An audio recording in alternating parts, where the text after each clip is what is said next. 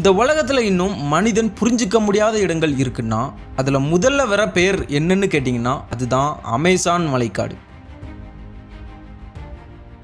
இந்த வீடியோ பார்க்குற உங்களில் எத்தனை பேருக்கு இந்த காடு உண்மையில் இருக்குது அப்படின்னு தெரியும்? நிறைய பேருக்கு இது வெறும் காடு அப்படின்னு மட்டும்தான் தெரியும். ஆனால் உண்மையில் இது ஒரு காடு மட்டும் இல்லை, இது ரகசியங்களால் நிரம்பி இருக்கும் ஒரு உயிருள்ள உலகம். ஆமாங்க, இந்த உலகத்தில் இருக்கிற மிகப்பெரிய மலைக்காடுனா அது இந்த அமேசான் மலைக்காடு தான். இந்த காடு எவ்வளவு பெரியதுன்னு கேட்டிங்கன்னா கிட்டத்தட்ட 55 லட்சம் சதுர கிலோமீட்டர் பரப்பளவில் பரவி இருக்கு. அதாவது நம்ம இந்தியாவோட பரப்பளவுக்கே சமமான அளவு. இந்த ஒரு காடு மட்டும்தான் தென் அமெரிக்காவில் இருக்கும் 9 நாடுகளுக்கு நடுவில் பரவி இருக்கு. அதில் முக்கியமாக பிரேசில், பெரு, கொலம்பியா, பொலிவியா போன்ற நாடுகளில் அதிகமாக இருக்குது. இந்த காட்டுக்கு பூமியின் நுரையீரல் அப்படின்னு ஒரு பேர் இருக்குது. உங்களில் எத்தனை பேருக்கு தெரியும்? காரணம் என்னென்னா இந்த காடு மட்டும்தான் உலகத்தில் உற்பத்தியாகும் ஆக்சிஜனில் கிட்டத்தட்ட 20% வரை கொடுக்குதுன்னு சில பேர் சொல்கிறாங்க. அதனால தான் இந்த காடு இல்லைன்னா பூமியோட இயற்கை சமநிலையே குலைந்து போயிடும் அப்படின்னு சொல்கிறாங்க. ஆனால் இந்த காடு சும்மா மரங்களால் நிரம்பி இருக்கிற இடம் மட்டும் இல்லை. இங்கே இருக்கிற உயிரினங்களின் எண்ணிக்கை கேட்டிங்கன்னா அதிர்ச்சி ஆயிடுவீங்க. உலகத்தில் இருக்கிற எல்லா உயிரினங்களில் கிட்டத்தட்ட 10% உயிரினங்கள் இந்த ஒரு காட்டில் தான் இருக்குன்னு விஞ்ஞானிகள் சொல்கிறாங்க.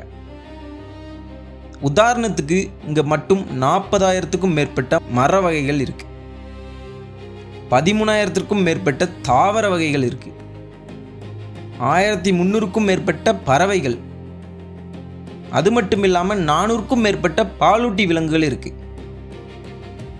அதுவும் போதாதுன்னு 25 லட்சத்திற்கும் மேற்பட்ட பூச்சி வகைகள் இருக்கும்னு கூட சொல்லப்படுது. இந்த காட்டில் வாழ்கிற சில உயிரினங்களை பார்த்தா நமக்கு அது பூமியில் இல்லை, வேற ஒரு கிரகத்தில் இருந்து வந்திருக்கு அப்படின்னு தான் தோணும். எடுத்துக்காட்டுக்கு அனகொண்டா. இந்த அனகொண்டா அப்படின்னு சொல்லப்படும் இந்த மிகப்பெரிய பாம்பு இங்கே தான் வாழுது.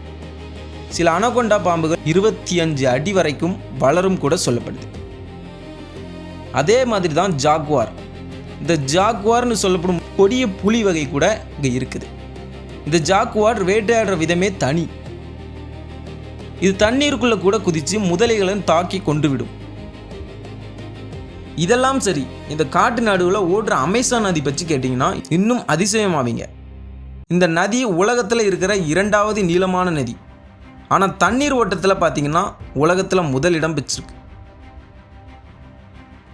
இந்த நதி மட்டும்தான் உலக கடல்களுக்கு சேரும் இனிமையான தண்ணீரில் கிட்டத்தட்ட 20% தண்ணீரை கொடுக்குது. அமேசான் நதி சில நேரங்களில் 10 கிலோமீட்டர் அகலமாக கூட தண்ணி ஓடும். மழை காலத்தில் பார்த்தீங்கன்னா சில பகுதிகளில் இந்த நதி 40 கிலோமீட்டர் அகலமாக பரவி ஓடுது. அதனால தான் இந்த காடு பல மாதங்கள் முழுக்க தண்ணீருக்குள்ளே மூழ்கி இருக்கும். ஆனால் இவ்வளவு பெரிய காடு இருந்தாலும் கூட இன்னைக்கு வரைக்கும் மனிதன் இந்த காட்டில் முழுசாக ஆராய்ச்சி பண்ணல. விஞ்ஞானிகள் சொல்கிறது என்னென்னா அமேசான் மலைக்காட்டில் கிட்டத்தட்ட 80% பகுதிகள் இன்னும் மனிதன் காலே பதிக்காத இடமாக தான் இருக்குது அப்படின்னு சொல்கிறாங்க. அதனால தான் இங்கே இன்னும் கண்டுபிடிக்கப்படாத புதிய உயிரினங்கள் இருக்க வாய்ப்பு இருக்குது அப்படின்னு அதிகம் சொல்லப்படுது.